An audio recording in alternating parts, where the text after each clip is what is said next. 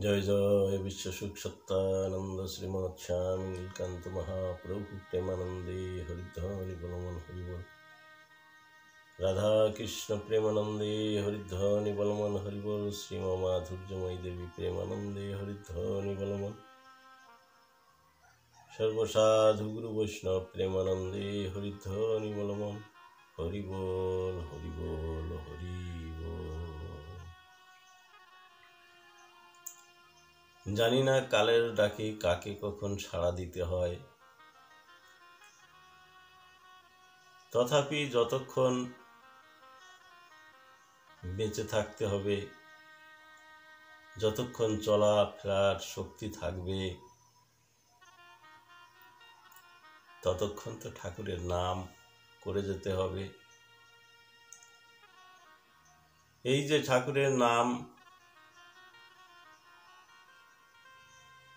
এর যে কি মাহাত্ম্য, সকল শাস্ত্র অহরহ সেই কথা ধ্বনিত করেও যা শেষ করতে পারে নাই। বেদ,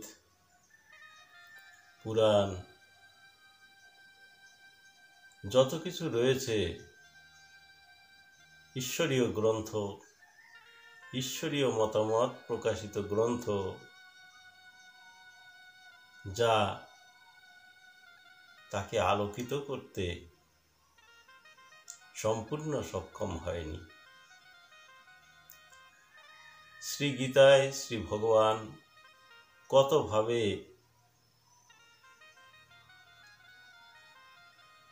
তিনি নিজেকে চেনাবার জন্য অর্জুনকে বলেছেন যে অর্জুন, আমি কে, তুমি আমাকে চেনো। প্রিয় ভক্ত অর্জুন বহুবার চিনেছেন, বহুবার ভুলে গেছেন। এই যে চেনা আর ভোলা, কি বড়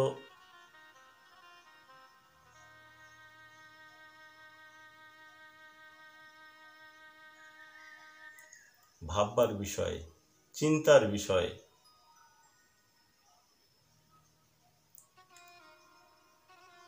যিনি এই চিনবার, জানবার, ভাববার মধ্যে প্রবেশ করেছেন, তিনি জীবনকে সম্পূর্ণ গুরুপদে সমর্পিত করেছেন।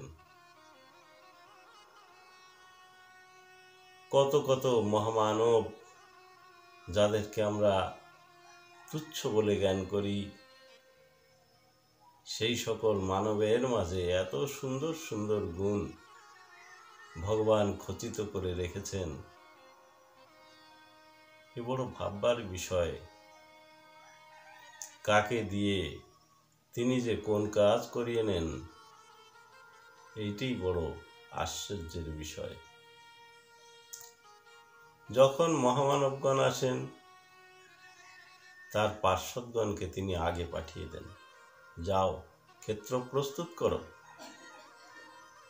সূর্য ওঠবার আগে যেমন তার রক্তিম আভা নভমণ্ডলে বিকিরণ করে দেন, নভমণ্ডল রক্তিম আভায় আভাসিত হয়ে যখন পূর্ণ একটা পরিবেশ তৈরি করে, ঠিক সেই সময় ধীরে ধীরে ধীরে ধীরে সেই রক্তিম বর্ণের সূর্য রশ্মি সহ সূর্যদেব উদিত হন।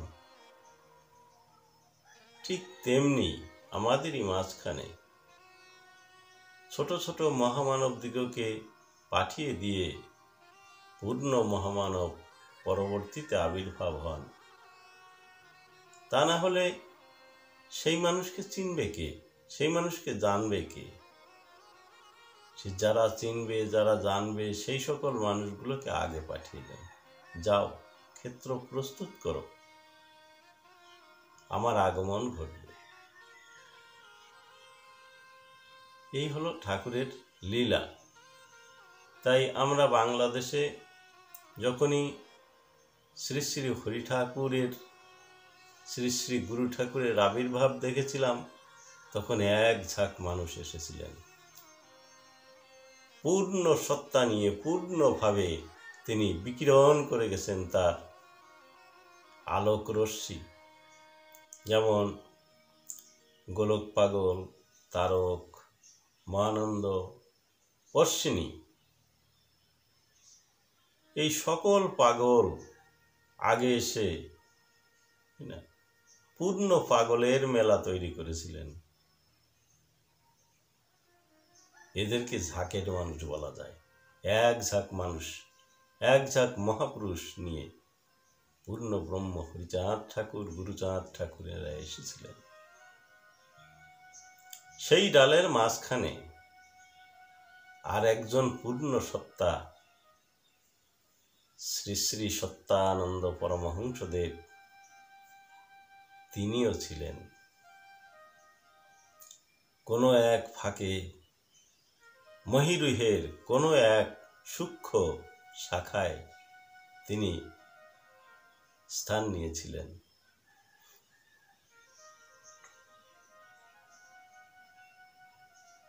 শিবাবতার শ্রী শ্রী গুরুচাঁদ ঠাকুর, যাকে কোলে আঁকড়ে রেখেছিলেন, যে মানুষটাকে কয়েক বৎসর ধরে তিনি পলে পলে গড়ে তুলেছিলেন,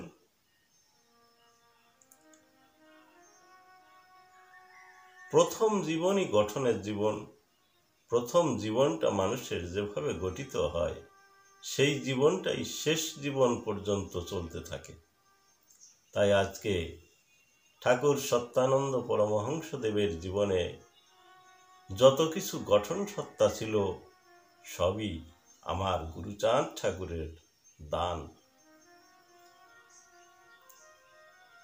চলার পথ ভিন্ন হতে পারে, চলার মতে কিছুটা এদিক সেদিক থাকতে পারে, কিন্তু যে গঠন করা হয়েছিল, যে সত্তা, সেই সত্তায় কোনো ব্যবধান আসে না। গঠন শিক্ষা, গঠনমূলক যে শিক্ষা প্রথম জীবনে ঘটেছিল, সেই শিক্ষাই শেষ জীবনেও তিনি ভক্তগণকে দিয়ে গেছেন। তখন দেখা যায় যে ঠাকুর সত্যানন্দ এক ঝাঁক মানুষ নিয়ে এসেছিলেন, যা তার পার্ষদ।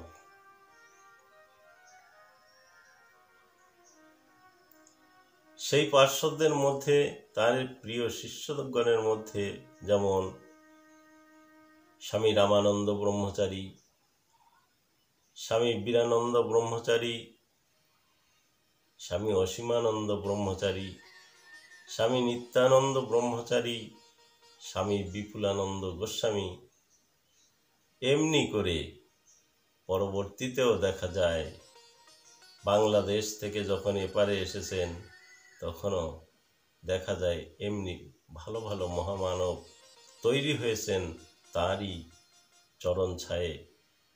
দণ্ডকের বুকে যখন স্বামী সত্যানন্দ প্রভু সুন্দর এলেন, তখন সেই দণ্ডকারণের বুকে তারই পদপ্রান্তে স্থান নিয়েছিলেন শ্রীমৎ স্বামী নীলকান্ত গোস্বামী, যাকে আমরা প্রাতঃস্মরণীয় মহাপুরুষ না বলে থাকতে পারি না। স্থান নিয়েছিলেন মা মাধুর্যময়ী দেবী, যিনি ঠাকুরকে নিজের সন্তান জ্ঞানে ভক্তি করতেন, জোর করতেন, স্নেহ করতেন। ঠাকুর সত্যানন্দ পরমহংসদেব, যার প্রেম, প্রীতি, ভালোবাসায় মুগ্ধ হয়ে বলেছিলেন, মা তোর কাছে আমি হেরে গেলাম রে,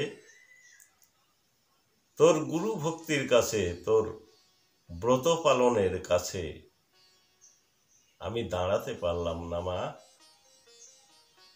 আমি তোকে প্রাণ ভরে আশীর্বাদ করলাম, তোর ব্রত যেন অটুট থাকে, জীবন ভরে এই ব্রহ্মচর্যের যে মহিমা তুই রাখতে চেষ্টা করেছিস মা, এই ব্রত তোর সফল হোক। এই যে প্রভু সুন্দরের আশীর্বাদ, শ্রীগুরুর আশীর্বাদ, এই আশীর্বাদ পেয়েই তো মানুষ হয়ে যান। তাই তো আমরা দেখতে পাই জগতের মধ্যে যে জিনিসটা খুব অল্প পরিমাণে দেখা যায়, যেমন বিবাহের পরেও ব্রহ্মচর্য পালন করা, এই নিদর্শন আমরা কোথায় পাই? ঠাকুর রামকৃষ্ণ পরমহংসদেবের কাছে পাই। পরবর্তীতে কোথায় পাই? শ্রীমৎ নীলকান্ত প্রভু সুন্দরের কাছে পাই। বিবাহের পরেও ব্রহ্মচর্য পালন করা যায়, এই নিদর্শন ঠাকুর সত্যানন্দের আদর্শের মধ্যে একটা গভীরতম আদর্শ, যে আদর্শকে কেন্দ্র করে অগণিত নরনারী সেই পথে ধাবিত হচ্ছেন।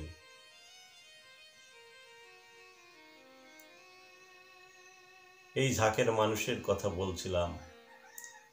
দণ্ডকের বুকে শ্রীমৎ নীলকান্ত গোস্বামী, মধুসূদন গোস্বামী, তারপরে আরো মহামানব যেমন ডাক্তার পবিত্রমোহন ব্রহ্মচারী, কেশবানন্দ ব্রহ্মচারী, কপিলানন্দ ব্রহ্মচারী,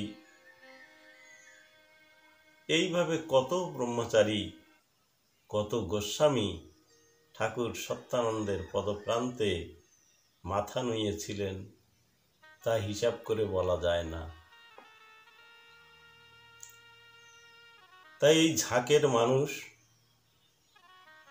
ঝাঁকের মানুষের কথা বলবো। আজকে যে মানুষটাকে বলতে যাচ্ছি তিনি স্বামী বিপুলানন্দ গোস্বামী, যার ডাক নাম ছিল বিল্বমঙ্গল।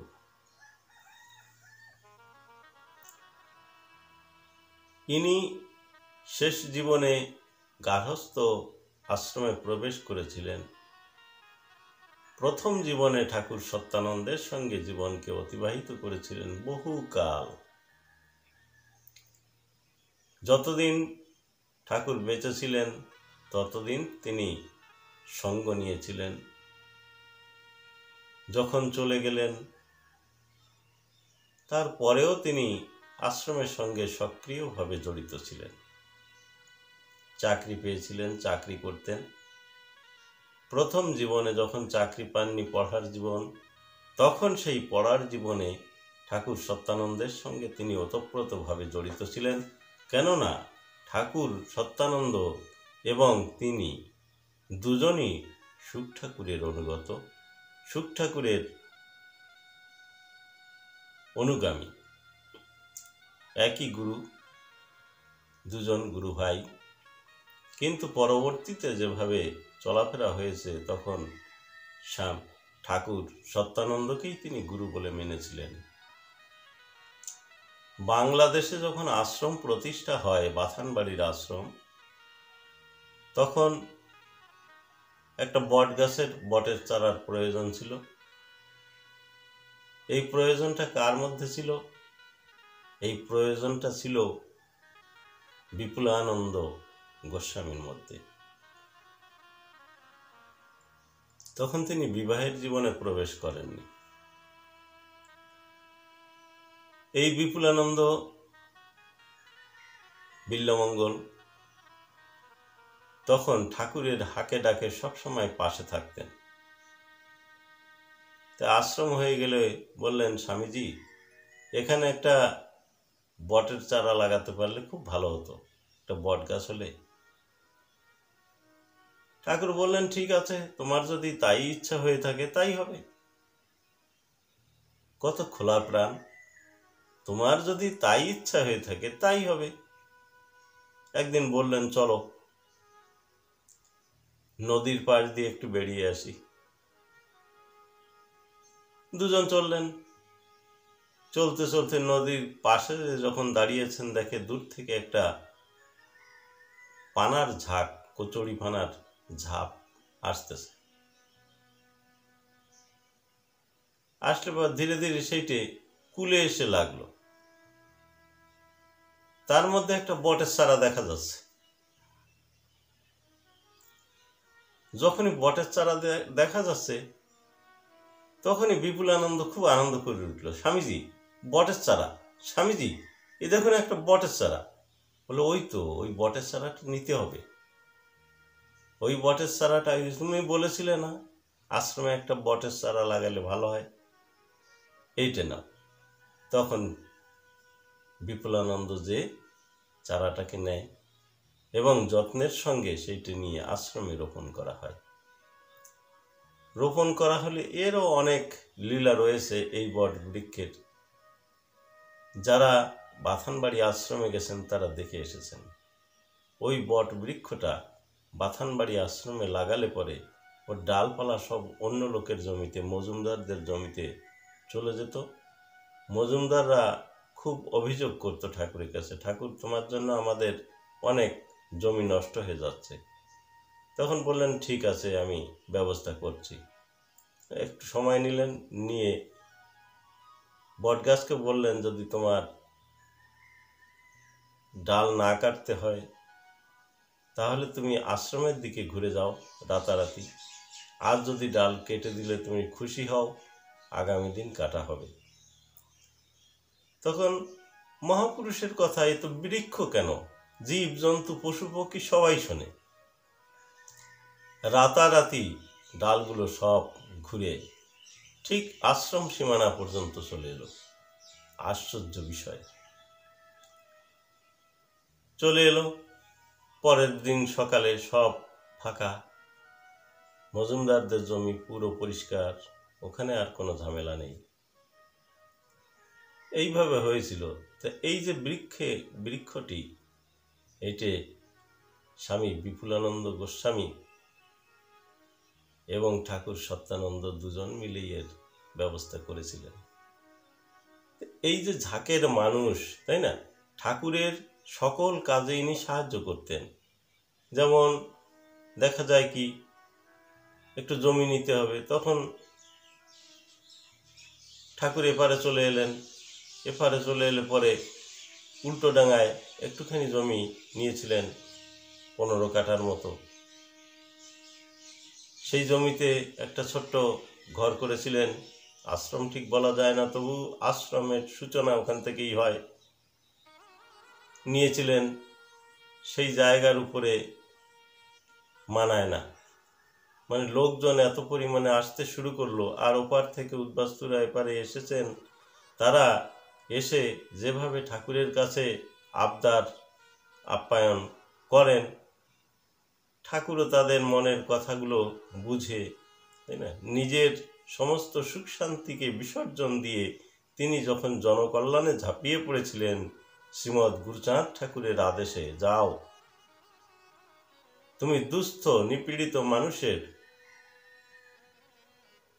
দুঃখ কষ্টের সঙ্গে জড়িত হয়ে তাদেরকে কি করে সরানো যায় সেইগুলো তুমি দেখো, মানুষের পাশে গিয়ে তুমি দাঁড়াও, জীবনকে এইভাবেই অতিবাহিত করো। ঠাকুরের এই যে সকল নির্দেশ তিনি দিয়েছিলেন, সেই নির্দেশগুলো পালন করার জন্য স্বামী সত্যানন্দ সবসময় উদ্গ্রীব থাকতেন। যাই হোক, এইভাবে হয়ে গেল। যখন ওই উল্টোডাঙা আশ্রম হলো, কিন্তু তখন বিল্লকে ডাক দিয়ে বললেন, বিল্ল দেখো তো আর একটু বড় জায়গা পাওয়া যায় নাকি, কালে কালে তো বিরাট অনুষ্ঠান হবে, উৎসব হবে, তখন কোথায় দাঁড়াবে মানুষ। এই করলে তিনি চাকরি পেয়ে গেলেন কাস্টম অফিসে, পশ্চিমবঙ্গের কাস্টমসে তিনি চাকরি পেলেন। চাকরি পেয়ে একটু যোগাযোগ করতে করতে দেখা গেল ওই নিম্ন অঞ্চলে সালুয়ারদাড়ি নামক একটা স্থানে বেশ কিছু জায়গা পাওয়া গেল। ঠাকুরও খুশি হলেন, এত জায়গা খুব ভালো হয়েছে, লোকজন তো কত আসতে থাকবে, তাদের জন্য অনেক সুবিধা হবে। কিন্তু পরক্ষণে দেখা গেল কি, যখন বর্ষা আসে তখন না আছে রাস্তার ব্যবস্থা, আর না হয় সেটা নিরাপদের স্থান, সেখানে জল ওঠে, বুড়ে থাকে, কদিন হয়তো বুড়ে থাকলো, তারপরে জলটা সরে গেলে আবার পরিষ্কার হয়ে গেল। ঠাকুর দেখলেন এভাবে হয় না, একটা উৎসবের জায়গা, একটা আশ্রম হবে, সে একটা পরিবেশ থাকবে আলাদা, এখানে হয় না। তখন বিল্বমঙ্গলকে আবার বললেন, বিল্ল, এখানেও তো ঠিক হচ্ছে না, জায়গাটা নিচু জায়গা হয়েছে, অনেক জায়গা হয়েছে কিন্তু নিচু জায়গা, তা তুমি একটা উঁচু জায়গার ব্যবস্থা করো। দেখো সেই মানে যেখানে আশ্রম হবে তার পাশ দিয়ে একটু বাস টাস চলবে, গাড়ি ঘোড়া চলবে, যোগাযোগ হবে, ভক্তগণ আসা যাওয়া করতে পারবে, এমনি ধরনের। পরবর্তীতে তিনি বললেন, ঠাকুর, একটু অল্প পয়সায় জমি পাওয়া যাচ্ছে, কোথায়? তা এই বাগদায়। তো বললেন, শিগগির দেখো, সেইটা যদি হয়, বলে মাঝখান দিয়ে রাস্তা যাবে, দুপাশে জমি, তাই রাস্তা গেলে ওইটা বাস রাস্তা। বলে তাহলে তো খুব ভালো হয়, আশ্রম একদম বাস রাস্তার পাশে থাকবে, তা যদি বাস চলাচল করে তখন বহু ভক্তরা আসা যাওয়া করতে পারবে, আশ্রমের সঙ্গে যোগযুক্ত থাকতে পারবে, তুমি দেখো, সেরকম হলে ভালো হয়। তখন সেই জমিটা দুইজনে যোগাযোগ করলে, দুইজনে যোগাযোগ করে কিনলেন। এটা অন্য মানুষে জানতো না, পরবর্তীতে জেনেছেন। তা ঠাকুরও কিছু পয়সা দিলেন, বিল্বমঙ্গল কিছু সাহায্য করলেন, এইভাবে জমিটা কেনা। এইবার তো জঙ্গল, ওখানে তো পরিষ্কার জায়গা না, জঙ্গল। তখন ওই জঙ্গল ঝুড়তে থাকে, বিভিন্ন ভক্তগণ আসেন, ঝোড়েন, ওখানে অনেক বিপদ আপদ, সংকুল জায়গা, তাই ওখানে বাঘও আসতো, দিনের বেলায়ও বাঘ থাকতো। তা দিনের বেলায় বাঘ থাকলেও ঠাকুর অন্তর্যামী, তো ভক্তদেরও অন্তর বুঝতেন, ভক্তরা ভয় পায়। এইসব দেখে তিনি বাঘদের বললেন যে, দেখো, তোমরা এতদিন এইখানে তোমাদের জায়গা ছিল, তোমরা একটু সরে যাও, এখানে ঠাকুরের আশ্রম হবে, অনেক ভক্তবৃন্দের আমদানি হবে, এখানে উৎসব হবে, সব কিছু ঠাকুর জানিয়ে দিলেন। বাঘগুলো যেন তার মনের কথা বুঝলেন, তার কথা শুনলেন, শুনে বাঘগুলো সরে গেল। এরপরে আশ্রম তৈরি হলো রাস্তার পশ্চিম পাশে, যেখানটায় বর্তমান স্কুল। যে স্কুলটা তৈরি হয়েছে, ওই স্কুলটা ছিল তখন আশ্রমের এরিয়া। আশ্রম ওইখানে ছিল, যে নিম গাছটা আছে, বড় একটা নিম গাছ, ওই নিম গাছ তলায় ঠাকুর বসতেন। ওই জঙ্গল ঝুড়তে ঝুড়তে একজনে বলল, বাবা, একটা নিম গাছ, নিমের চারা আছে। বলে, মারিস নে, ওই নিম গাছটা বড় হবে ওই জায়গায়। তখন ওই নিম গাছটা বড় হয়ে আজ এই বিরাট আকার ধারণ করেছে। আশ্রমে গেলে আপনারা দেখে আসতে পারবেন, ঠাকুর যার তলায় বসে প্রথমে আশ্রমের দেখাশোনা করতেন, সব কিছু করতেন। পরবর্তীতে রাস্তার এপাশে, মানে পূর্ব পাশে, তখন ওই জায়গাটার মধ্যে ওই আশ্রমটা নির্মাণ করে পশ্চিম পাশের যে জায়গাটা আশ্রম ছিল, সেই আশ্রমকে তিনি স্কুলে পরিণত করেছেন।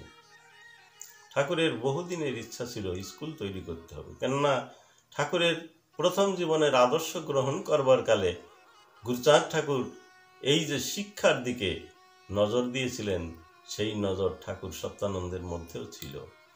তাই ঠাকুর যেখানে যা করেছেন, আশ্রম করেছেন, একটা স্কুলের ব্যবস্থা। সব জায়গায় তো সম্ভব হয়ে ওঠে না, সকলের সহযোগিতাও ঠিকভাবে আসে না। আর এখন সরকারি তরফ থেকে এই স্কুলের ব্যবস্থা সব জায়গায় হচ্ছে, তখন তো এই ব্যবস্থা ছিল না। তখন তো অনেক কষ্টের পরে একটা স্কুল স্থাপন হতো, আর ভক্তবৃন্দদের মানে জনগণের চাহিদা অনুসারে সরকার একটা স্কুল ব্যবস্থা করতেন বহু কষ্টের পর।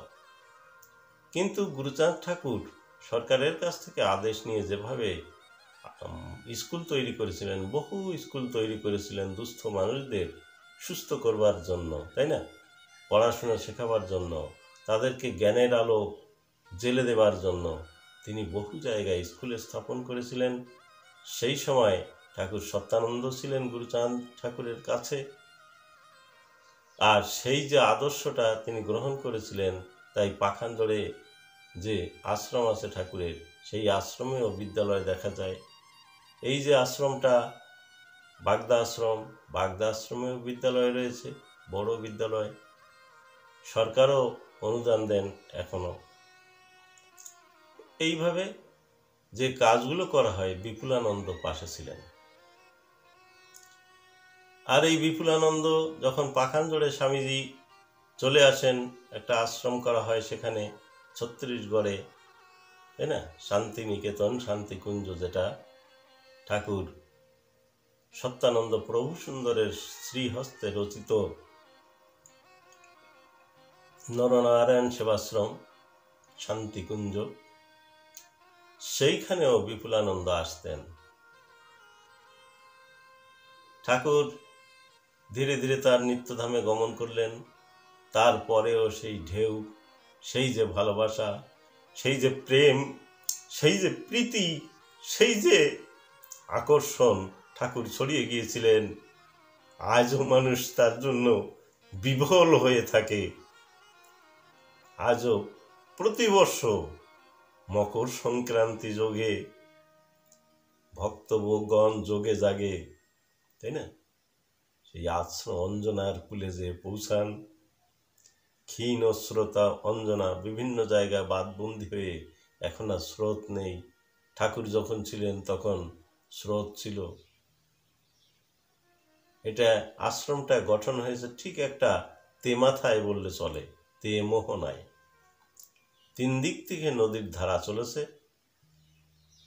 সেই পাশেই আশ্রমটা। ওখানে প্রবল স্রোত হতো, সেই স্রোত পার হয়ে, তখন তার পোলের ব্যবস্থা ছিল না, ওই স্রোত পার হয়ে যেতে হতো, কাপড় পরে সাঁতার দিয়ে জিনিসপত্র নিয়ে যেতে হতো।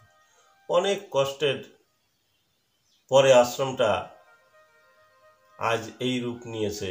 এখন তার ভক্তবৃন্দ কত রূপ দিচ্ছে নূতন নূতন। এখন তো নূতন করে আবার আশ্রম গৃহ, যেটা ঠাকুরের সেই মন্দির গৃহ, সেইটা নির্মাণ হচ্ছে। এখন এই ঠাকুর চলে যাওয়ার পর 1986 সালের কথা বলছি, বহু ভক্ত অমরকোট, রায়গড়, সমগ্র ভারতবর্ষের ভক্তরা তো আসেনি, ভারতবর্ষের বাইরের ভক্ত বহু আজকাল আসেন সেখানে, ইংরেজরাও আসেন ঠাকুরের সেই উৎসব দর্শন করতে। এলে পরে বিপুলানন্দ গোস্বামী এসেছেন। সবাই শক্তিধর মানুষ তো, ঠাকুর সত্যানন্দ তার আনন্দ সত্তা, শক্তি সত্তা সব বিলিয়ে দিয়েছেন তার ভক্তবৃন্দের মাঝখানে। যে যেমন গ্রহণ করেছেন সে তেমনি তৈরি হয়েছেন। আজকে বিপুলানন্দ স্বামীজির কথা বলছি, তাই বিপুলানন্দ গোস্বামীজি ওই ভক্তদের মাঝখানে ভ্রমণ করছেন আর বারংবার চোখ মুছছেন। তাই দেখে একটা ছন্দ মনে পড়ে যায়, বিপুলানন্দের চোখের বাড়ি, পিছনে যার ভক্ত সারি গো, আবার চিত্তদাসের ভাবলহরী, দোলা দেয় প্রাণে। যেদিন আনন্দের জোয়ার বইত সত্যানন্দের ভবনে, এমন একটা দিন ছিল। ঠাকুর সত্যানন্দের আশ্রমটা মানুষে মানুষে পূর্ণ থাকত। যে আসতেন তার মনের ব্যথা ঠাকুরের কাছে নিবেদন করেই 2 চোখের জল ছেড়ে দিতেন। তাই এই আশ্রমটা আনন্দাশ্রুতে ভর্তি থাকত। ভক্তের দুঃখ কোথায় যে উড়ে যেত ঠাকুরের সঙ্গে সঙ্গ করে।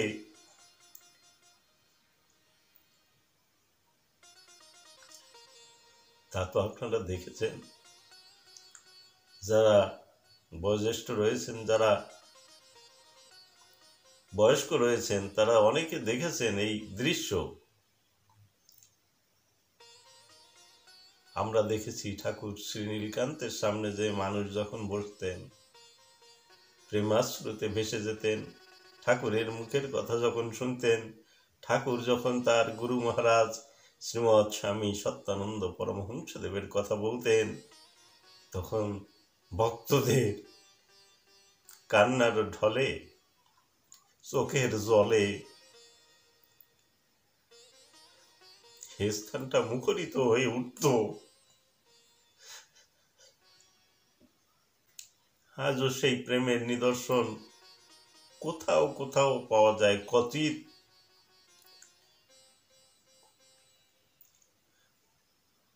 সেই পুরানো ছোঁয়া পাওয়া মানুষগুলো ধীরে ধীরে অস্তমিত হতে যাচ্ছে, প্রায় নেই বললেই চলে।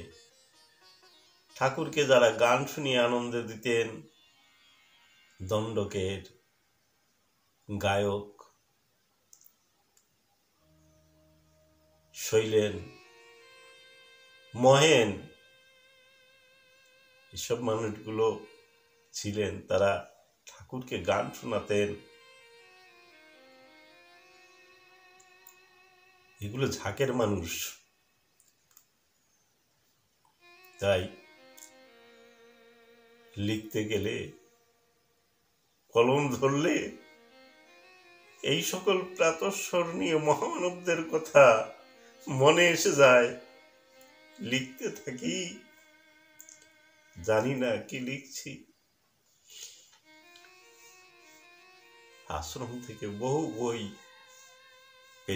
বেরোচ্ছে, আপনারা সংগ্রহ করবেন, ঠাকুরের লীলা কাহিনী জানতে পারবেন। ঠাকুর কেমন ছিলেন, ঠাকুরকে আমরা কেমন রূপে দেখেছিলাম, কেমন পেয়েছিলাম, সেইগুলো সব পাওয়া যাবে। আর ঠাকুরের সঙ্গে সঙ্গে ঠাকুরের এই পার্শ্বদরাও যেন জগতে প্রকাশ পায়, এটা আমাদের সকলেরই খেয়াল থাকা দরকার। এই যে বিপুলানন্দ, ইনি আশ্চর্য শক্তিধর ছিলেন।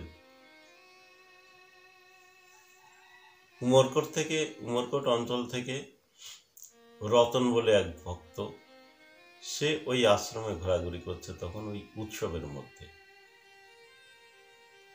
হঠাৎ মাথায় এমন যন্ত্রণা হলো যে আর চলার শক্তি নেই, এক পাও নড়তে পারছে না। চারিদিকে ভাবছে যে ঠাকুরের আশ্রমে এসেছি, চারিদিকে লক্ষ্য করছে যদি কোনো স্বামীজি থাকেন সে নিশ্চয়ই কোনো ব্যবস্থা করতে পারবেন। এখনকার মতো তো ওষুধের দোকান সব জায়গায় ছিল না, 1986 সালের কথা। আর থাকলেও বা চেনাশোনা নেই, কি দিয়ে কি হবে, খোঁজাখুঁজি করছেন যে এই স্বামীজিদের কাছে পরামর্শ নিলেই হবে। তখন দেখতে সামনে দেখেন যে বিপুলানন্দ গোস্বামী, চেনাশোনা কিছু নেই। যাই হোক, কষ্ট করে উঠে যে প্রণাম করলে তখন ওই উদয়পুরের নিমাই বাড়োর পুত্র, সেও গেছিল আশ্রমে। সে বলল যে এনার মাথায় খুব যন্ত্রণা হচ্ছে। তখন স্বামীজি বললেন, তাই, দাঁড়া একটুখানি ধুলো নিয়ে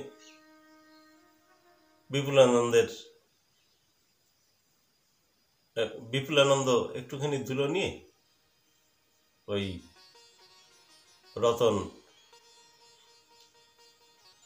রতনের কপাল লাগিয়ে দিয়ে বললেন, যা, আর কিছু হবে না, যা, বাবার কৃপায় সেরে যাবে। সেরে গেল, ওই সঙ্গে সঙ্গে সেরে গেল। এই যে শক্তিধর মানুষ, এই শক্তিধর মানুষ সত্যানন্দের যুগে বহু ছিলেন, বহু তৈরি করেছিলেন তিনি। নিজের শক্তি, সত্যানন্দের সত্তা ছড়িয়ে দিয়ে এই সকল মানুষদের তৈরি করেছিলেন। তাই এনাদের অগণিত লীলা আমাদের সামনে ভাসে, সেগুলোকে আমাদের উপেক্ষা করা উচিত নয়। আজকে একদল মানুষ লেগেছেন ঠাকুর সত্যানন্দকে খালি প্রচার করবেন। সত্যানন্দ প্রচার হয়, এইগুলোই তো সত্যানন্দের লীলা।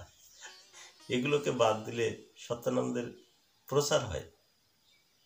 তিনি তো সোজা একটা গাছ না, এটা নারকেল গাছ না, তার ডালপালা আছে। এই জন্য সকলকে নিয়েই সকলে, সকলের তরে সকলে আমরা, প্রত্যেকে আমরা পরের তরে, সবাই মিলেই ঠাকুর সত্যানন্দ। তাই আমরা কাউকে বাদ দিয়ে সত্যানন্দ হবে না। আমরা সকলকে প্রচার করব, সকলকে সঙ্গে নেব, সকলের সঙ্গে নিজে মিশে যাব। সবাই মোরা এক হইব ব্যথার খবর নিতে নিতে। আমরা সবাই তো ব্যথিত। এ জগতে যে মানুষটা আসে, যে জীবটা জন্ম নেয়, সে ব্যথিত। তাই তো ঠাকুরের কাছে আকুল হয়ে, ব্যাকুল হয়ে প্রার্থনা করে, ঠাকুর তুমি আমার এই কাজ উদ্ধার করে দিও, এই বিপদ থেকে তুমি আমাকে রক্ষা করো। এগুলো বলে কেন? সবাই ব্যথিত, সবার বিপদ আছে। তাই আমাদের যা কিছুই থাক না কেন, সব কিছু, সুখ দুঃখ শোক মোহ, তাই না, ভুল ভ্রান্তি, হ্যাঁ, স্নেহ ভালোবাসা প্রেম প্রীতি, যা কিছু আমাদের মধ্যে রয়েছে, সব যেন শ্রীগুরুর পায়ে দিয়ে আমরা তার হয়ে যেতে পারি। এইটাই আমাদের কর্তব্য, এইটাই সমর্পিত প্রেম। যাই হোক, বহু কথা বললাম, কিছু ভুল হতেও পারে, আপনারা নিজ গুণে ক্ষমা করে দেবেন। আর সবাই আমরা যেন যে গুরুই ধরেছি, আমরা যে সঙ্গেরই হই ক্ষতি নেই, কিন্তু গুরুর পায়ে যেন নিজেকে সমর্পিত করে দিই, যে গুরুই যে আমার সব কিছু, এই কথা যেন আমাদের মনে থাকে। জয় সত্য হরি, জয় জয় বিশ্বসুখ সত্যানন্দ শ্রীমৎ স্বামী নীলকান্ত মহাপ্রভু প্রেমানন্দে হরিধ্বনি বল মন হরিবল। রাধা কৃষ্ণ প্রেমানন্দে হরিধ্বনি বল মন হরিবল। শ্রী শ্রীমা মাধুর্যময়ী দেবী প্রেমানন্দে হরিধ্বনি বল মন হরিবল। নিতাই গৌর সীতানাথ প্রেমানন্দে হরিধ্বনি বল মন হরিবল। সর্বসাধু গুরু বৈষ্ণব প্রেমানন্দে হরিধ্বনি বল মন হরিবল হরিবল হরিবল। সবাই ভালো থাকুন, সবাই সুন্দর থাকুন। ঠাকুরের মঙ্গলময় আশীর্বাদ আপনাদের সকলের মাথায় বর্ষিত হোক, এইটি কামনা করে আমি এখানেই বিশ্রাম রাখছি। জয় সত্যহরি, জয় বাবা শ্রী নীলকান্ত, জয় মা মাধুর্যময়ী দেবী।